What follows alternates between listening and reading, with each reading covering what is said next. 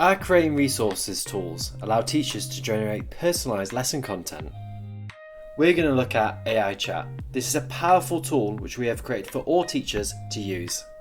The strength of this tool is that it knows you're a teacher in the UK, so your prompts do not need to be as detailed. Here you can select what kind of curriculum you wish to use, and then here you can decide what language you want your response in. You can ask it to create you personalised resources. In this example, I'm going to create a vocabulary sheet.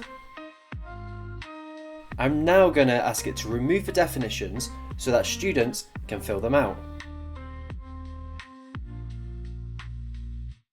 Now that I'm happy with this, I'm going to put it into a Word document which I can print off so students can use it. And just before we finish, I'm going to show you the AI's thinking. We have left this in so that you can use it to teach students.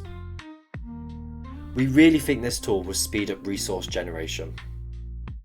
Before we move on to the next video, have a look at some of the other tools in creating resources.